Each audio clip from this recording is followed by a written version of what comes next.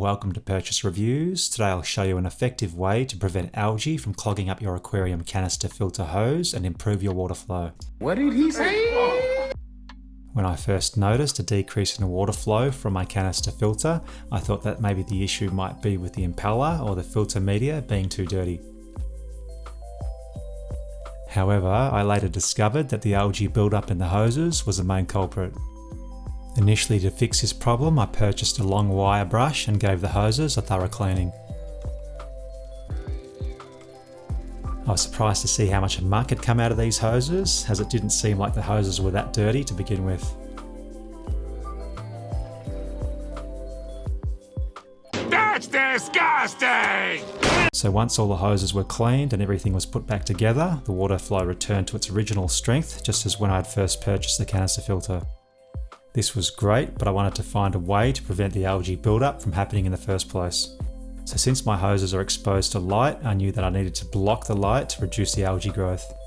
My first attempt was to use algae-proof hosing, but I ran into problems. The new hose didn't fit my inline CO2 diffuser properly, and my connectors were not compatible with the hose, and it also kinked very easily. After giving it some thought, I found the perfect solution. Black braided wraps, which are typically used for hiding electrical wires, works perfectly. This 19mm wrap fits around my 16mm hoses and effectively blocks out any light. You can find these wraps at most hardware stores. I'll include some links in the description to make it easy for you to find them. I used some scissors to cut the braid to size, and after finishing wrapping, I grabbed some electrical tape to neaten up the ends and to prevent any slipping.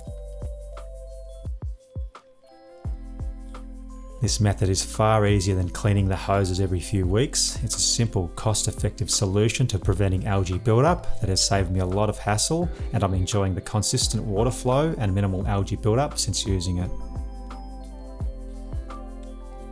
I'm currently using an Eheim 250 classic canister filter. It can be annoying to prime at times, but runs very quiet, and overall I'm happy with its performance in my 70-litre tank.